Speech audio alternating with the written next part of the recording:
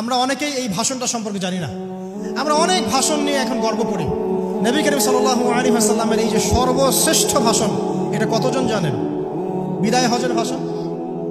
কতজন জানেন বিদায় হজের ভাষণে নবী সাল্লাল্লাহু আলাইহি ওয়াসাল্লাম কি বলেছিলেন উম্মতকে? আমরা একটু আপনাদেরকে শোনাবো, শুনিয়ে ইনশাআল্লাহ লেকচারটা শেষ করব। নবী করিম সাল্লাল্লাহু আলাইহি ওয়াসাল্লাম এই দিনে 31টা বিষয়ে উম্মতকে নির্দেশ দিয়েছেন। 31টা বিষয়, সবগুলো বলার সময় পাওয়া যাবে না, আমি কয়েকটা কথা বলছি। নবী করিম সাল্লাল্লাহু আলাইহি ওয়াসাল্লাম সবার সামনে দাঁড়িয়ে দীর্ঘ 23 বছর অক্লান্ত পরিশ্রম করে দাওয়াতি মিশন কমপ্লিট করার পরে সবাইকে সমবেত করে একটা হজ করলেন। হজ করার পরে তিনি গুরুগম্ভীর কণ্ঠে বলছেন, হৃদয়ের সমস্ত আবেগ বের করে দিয়ে বলছেন, হে জনগণ, আইয়ুহান নাস, হে জনগণ, আমি জানি না আজকের পর তোমাদের সাথে আমি কখনো মিলিত হতে পারবো কিনা। একটু চিন্তা করেন, সাহাবীরা সামনে দাঁড়িয়ে আছেন, নবীজি দাঁড়িয়ে এই কথাটা বলছেন, হে জনগণ, আমি জানি না আজকের পরে আমি তোমাদের সাথে মিলিত হতে পারবো কিনা। অতএব যে ব্যক্তি আজকে আমার এই কথাগুলোকে স্মরণ রাখবে, সে যেন অন্যের কাছে এই কথাগুলো পৌঁছে দেয়। হতে পারে যার কাছে পৌঁছে দেওয়া হচ্ছে সেই এই কথাগুলোকে বেশি সংরক্ষণ করতে পারবে। আল্লাহ পাক তার প্রতি রহম করুন যে আমার এই কথাগুলোকে অন্যের কাছে পৌঁছে দেবে। নবীজির ভাষণ। এরপর নবীজি বলছেন, জেনে রাখো নিশ্চয়ই তোমাদের পরস্পরের, মুসলিমদের পরস্পরের সম্পদ, পরস্পরের রক্ত, পরস্পরের এই যে জান, মাল, ইজ্জত, এগুলো একে অপরের জন্য হারাম। মুসলিমদের পরস্পরের রক্ত, পরস্পরের ইজ্জত, সম্মান একে অপরের জন্য হারাম। এর হানি করা একে অপরের জন্য হারাম। ঠিক যেমন আজকের এই দিন হারাম, এই শহর হারাম, এই মাসও হারাম। নবী করিম সাল্লাল্লাহু আলাইহি ওয়াসাল্লাম বলছিলেন, জেনে রাখো 3টা বিষয়ে যেন তোমাদের অন্তর কখনো খেয়ানত না করে। 3টা বিষয়ে তোমাদের অন্তর যেন কখনো খেয়ানত না করে। 1, তোমরা যে কাজটাই করবা শুধু আল্লাহ পাকের সন্তুষ্টির জন্য করবে। তোমরা যে কাজই করবে শুধু আল্লাহর সন্তুষ্টির জন্য করবে। তোমাদের শাসক বর্গের কল্যাণ কামনা করবে। তোমাদের শাসক বর্গের কল্যাণ কামনা করবে। 3 নাম্বার, মুসলিমদের জামাতকে আঁকড়ে ধরে রাখবে। মুসলিমদের ইউনাইটেড কমিউনিটিকে আঁকড়ে ধরে থাকবে। এই 3টা বিষয় পালনের ক্ষেত্রে তোমাদের অন্তর যেন খেয়ানত না করে। এদিন সূর্য ঢলে যাওয়ার পরে নবী সাল্লাল্লাহু আলাইহি ওয়াসাল্লাম আরো বললেন, শুনে রাখো হে মানব জাতি, এটা ভালো করে শোনেন, শুনে রাখো হে মানব জাতি, নিশ্চয়ই আমি মুহাম্মদ সাল্লাল্লাহু আলাইহি ওয়াসাল্লাম জাহেলি যুগের যত কুপ্রথা আছে সমস্ত কুপ্রথাকে আমার পায়ের তলে পিষ্ট করে গেল। জাহেলি যুগে কি ছিল ভাই?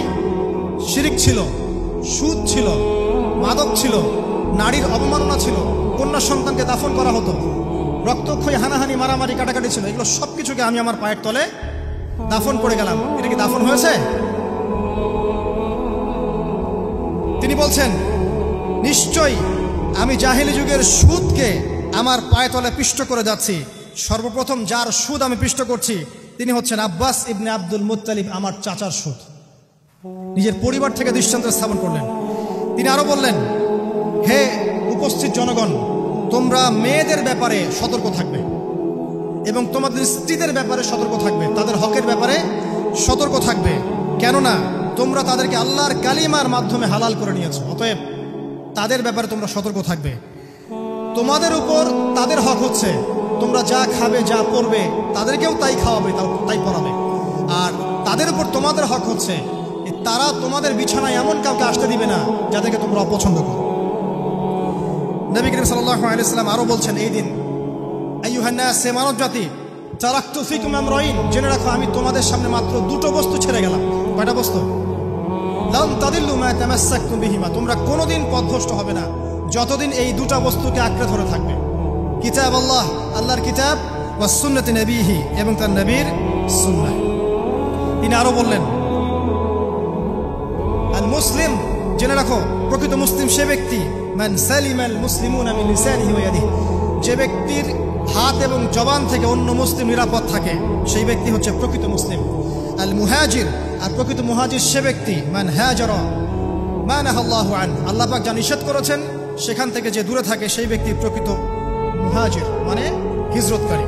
তিনি আরো বললেন, মনে রেখো আমি তোমাদের সবার আগে হাউজে কাউসারে চলে যাব, সুবহানাল্লাহ, এবং সেখানে আমি তোমাদের জন্য অপেক্ষা করতে থাকবো। অতএব শোনেন, অতএব তোমরা আমার চেহারাকে কালিমা লিপ্ত করো না, মানে আমার চেহারায় কালিমালিপ্ত করো না, আমার নাম নষ্ট করে দিও না। আমি তোমাদের সংখ্যাধিক্য দেখে আল্লাহর কাছে গর্ব করব, আমাকে তোমরা অপমানিত করো না। আজকে কি আমরা তার দায়িত্ব পালন করে উম্মাহ হতে পেরেছি? নবীজি বলেছেন, তা আমার চেহারাকে কালিমালিপ্ত করো না। সুবহানাল্লাহ। তিনি বলছেন, ওই সময় কিছু মানুষ থেকে আমি মুক্ত হয়ে যাব, আর কিছু মানুষ আমার থেকে মুক্ত হয়ে যাবে। বলা হলো, কারা ইয়া রাসূলুল্লাহ? তিনি বলছেন, আল্লাহ পাককে আমি বলবো, ইন্নাহুম মিন্নি, হে আল্লাহ, এরা আমার উম্মাহ, এরা আমার উম্মত, আমার সাহাবী। আল্লাহ পাক বলবেন, ইন্নাকা লা তাদরি মা আহদাসা বা'দাক, তুমি জানো না হে নবী, তোমার মৃত্যুর পর এই মানুষগুলো, পরবর্তী মানুষগুলো তোমার দিনের মধ্যে কত বেদাত সংযোজন করেছিল। তিনি আরো বলেছিলেন, হে জনগণ, জেনে রাখো, প্রত্যেক পরিবারের জন্য প্রতি বছর একটা করে পশু জবাই করার বিধান। প্রত্যেক পরিবারের জন্য, সামর্থ্যবান পরিবারের জন্য প্রত্যেক বছর একটা করে পশু জবাই করার বিধান রয়েছে। তিনি আরো বললেন, মনে রাখো, একজনের অপরাধের শাস্তি আর একজন কখনো পাবে না। আর বাবার দোষে ছেলে কখনো দুষ্ট হবে না, ছেলের দোষে বাবাও কখনো অপরাধী হবে না। তিনি আরো বললেন, জেনে রাখো হে মানব জাতি, নিশ্চয়ই শয়তান এই বিষয় থেকে নিরাশ হয়ে গেছে যে তোমরা শয়তানের ইবাদত করবে। শয়তান নিরাশ হয়ে গেছে, কিন্তু শয়তান নিরাশ হয়নি একটা বিষয় থেকে, যে তোমরা একে অপরে হানাহানি, কাটাকাটি, ফিতনা, ফাসাদে ব্যস্ত থাকবে, যেমনটা এখন আমরা করছি। আমরা কিন্তু সরাসরি কখনো শয়তানের ইবাদত করছি না, করছি? মুসলিমরা এখন পরস্পরে হানাহানি, কাটাকাটি, ফাসাদে লিপ্ত আছে। তিনি আরো বললেন যে একজন মুসলিমের জন্য হালাল নয় অন্য মুসলিমের সম্পদ আত্মসাৎ করা, যতক্ষণ না সে স্বেচ্ছায় খুশি মনে তোমাকে সম্পদ প্রদান করে। অতএব তোমরা একে অপরের প্রতি জুলুম করবে না। তিনি আরো বললেন,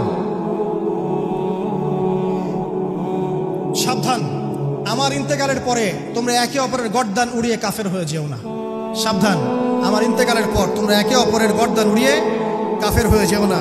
তিনি আরো বলেছেন, একজন মুসলিম আরেকজন মুসলিমকে গালি দিতে পারে না। যদি একজন মুসলিম আরেকজন মুসলিমকে গালি দেয়, এটা হচ্ছে ফাসিকি। এবং একজন মুসলিম যদি আরেকজন মুসলিমের সাথে যুদ্ধ করে, এটা হবে এক প্রকার কুফরি। তিনি আরো বলেছেন, হে জনগণ, জেনে রাখো, আমার পরে কোনো নবী নেই, আর আমার পরে তোমরা ব্যতীত আর কোনো উম্মত নেই। এর চেয়ে স্পষ্ট কথা হতে পারে? আমার পরে কোনো নবী নেই, আর আমার পরে তোমরা ছাড়া কোনো উম্মত নেই। তাহলে আমরা যখন নতুন নতুন নবী বানিয়ে নিচ্ছি, কোনো কোনো ক্ষেত্রে বলছি একজন ব্যক্তি ছিলেন, সে নিজে ঈসাও ছিল, সে মাহদিও ছিল, সে নবীও ছিল। দিন দিন মানুষ এই খাতায় নাম লেখাচ্ছে। সুবহানাল্লাহ। সর্বশেষ তিনি বললেন যে, যদি তোমাদের উপরে, হে মানব জাতি, জেনে রাখো, যদি তোমাদের উপরে একটা নাক কাটা কালো কুৎসিত কোনো আমির বা শাসকও চলে আসেন, এবং সে যদি তোমাদেরকে আল্লাহর রাস্তায়, আল্লাহর কিতাব সুন্নাহ অনুযায়ী পরিচালিত করেন, তোমরা অবশ্যই তার আনুগত্য করবে, তার বিরুদ্ধে বিদ্রোহ করবে, তার আনুগত্য করবে। জেনে রাখো, শেষে তিনি বলেন, জেনে রাখো হে মানব জাতি, আজকে থেকে কুল্লুকুম মিন আদম, তোমরা সবাই আদম সন্তান, ওয়া আদামু মিন তুরাব, আর আদম হচ্ছে মাটির সন্তান। আরবের উপর অনারবের, অনারবের উপর আরবের, সাদার উপর কালোর, কালোর উপর সাদার, লালের উপর কালোর, অথবা কালোর উপর লালের কোনো রকম প্রাধান্য নাই। ইল্লা তাকওয়া, শুধু তাকওয়া ব্যতীত। যে ব্যক্তি বেশি মুত্তাকি, সে আল্লাহর কাছে বেশি মর্যাদার অধিকারী হবে ইনশাআল্লাহ তাআলা। সর্বশেষ তিনি আঙ্গুলটা উঁচু করলেন, নিজের শাহাদাত আঙ্গুল উঁচু করে আকাশের দিকে তাকালেন, এরপর জনগণের দিকে তাকালেন, তাকিয়ে বললেন যে, তোমাদের ব্যাপারে, হে জনগণ, তোমাদের ব্যাপারে আমাকে আল্লাহ জিজ্ঞাসা করবেন। ফামা আনতুম কাইলুন, তোমরা ওই সময় কি বলবে আমার সম্পর্কে? তখন সাহাবীরা বললেন, আমরা বলবো যে আপনি বাল্লাগতা রিসালাতাক, আপনি আপনার রিসালাত পৌঁছে দিয়েছেন, ওয়া জামানাতাক, আপনার আমানত পূর্ণ করেছেন, ওয়া নাসাহতা উম্মাতাক, এবং আপনি আপনার উম্মতকে নসিহত করেছেন। এরপরে তিনি আকাশের দিকে তাকিয়ে বললেন, আল্লাহুম্মা ফাশহাদ, হে আল্লাহ আপনি সাক্ষী থাকেন। আল্লাহুম্মা ফাশহাদ, হে আল্লাহ আপনি সাক্ষী থাকেন। আল্লাহুম্মা ফাশহাদ, হে আল্লাহ আপনি সাক্ষী থাকেন যে আমি আমার দায়িত্ব পৌঁছে দিয়েছি। এরপরে নাজিল হলো, আল ইয়াউমা আকমালতু লাকুম দীনাকুম ওয়া আতমামতু আলাইকুম নি'মাতি ওয়া রাদিতু লাকুম ইসলাম দীনান। এই হলো বিদায় হজ, আজকের এই আরাফার প্রেক্ষাপট। আমরা কতজন এটা নিয়ে চিন্তা করেছি? 1 মিনিট একটু বলে শেষ করি। দেখেন, শেষ ওসিয়ত যেগুলো হয় মানুষের, এটা খুব হৃদয় বিদারক হয় না? বাবা ইন্তেকাল করছেন, সন্তানের জন্য ওসিয়ত করে যাচ্ছেন, মাকে দেখিস, ইত্যাদি ইত্যাদি। হৃদয় বিদারক হয় না? মানুষ সারা জীবন মনে রাখে না? বাট আমরা আমাদের এই ন্যাশন, এই উম্মা, নবী সাল্লাল্লাহু আলাইহি সাল্লাম উম্মা বলে আমরা যারা দাবি করছি, আমাদের মধ্যে বেশিরভাগ মানুষ নবী সাল্লাল্লাহু আলাইহি সাল্লামের শেষ এই নসিহতগুলো ভুলে গেছি আমরা। নসিহতগুলোর মধ্যে সবচেয়ে ইম্পর্টেন্ট ছিল শিরক থেকে দূরে থাকা, সুদ থেকে দূরে থাকা, মুসলিম মুসলিম ভেদাভেদ না করা, শাসকের কল্যাণ কামনা করা, বিদ্রোহ না করে শাসককে উত্তম নসিহত করা। এবং আরেকটা হাদিসে তিনি বলেছিলেন 5 ওয়াক্ত সালাত আদায় করবে, সাওম পালন করবে, রমজান মাসে সাধ্যমতো সাদাকা করবে, মুসলিমদের জামাত আঁকড়ে ধরবে, ইনশাআল্লাহ হাসতে হাসতে জান্নাতে প্রবেশ করবে। আও কামা ক্বালা আলাইহিস সালাম। জাহেলি যুগের সমস্ত প্রথা ছেড়ে দেওয়া ছিল আজকের দিনের মূল মর্ম, আমরা ছাড়তে পারছি না। সুদ ছেড়ে দেওয়া ছিল মূল মর্ম, ছাড়তে পারছি না। শিরক থেকে বের হতে পারছি না। বেদাতীদের ব্যাপারে ধমক দেওয়া হয়েছে, বেদাত ছাড়তে পারছি না। খেয়াল করে দেখেন, মুসলিম মুসলিম হানাহানি কাটাকাটি এখনো ছাড়তে পারছি না। ইভেন ধর্মতাত্ত্বিকভাবেও আমরা বহু দল এবং উপদলে বিভক্ত হয়ে গেছে, কারোর সাথে কারো ঐক্য নাই। সব মিলিয়ে নবী সাল্লাল্লাহু আলাইহি ওয়াসাল্লামের শেষ ওসিয়তগুলো, কিতাব এবং সুন্নাহ আঁকড়ে ধরা, এটা আমরা সবাই আঁকড়ে ধরতে পারছি না। আজকের এই দিবসগুলো এই জন্যই আল্লাহ পাক বারবার ফিরিয়ে দেন, যাতে করে এগুলো নিয়ে আলোচনা হয়, আমরা এগুলো জানতে পারি এবং আমল করতে পারি, এই চেতনাগুলো লালন করতে পারি, নিজেরাও শিখি, পরিবারকেও শেখাই, আগামী প্রজন্মকেও শেখাই ইনশাআল্লাহ তাআলা। আশা করছি ইনশাআল্লাহ আমরা যদি নাও পারি, একসময় এমন একটা প্রজন্ম আসবে যারা নবী সাল্লাল্লাহু আলাইহি ওয়াসাল্লামের উম্মার মতো উম্মাহ হবে ইনশাআল্লাহ।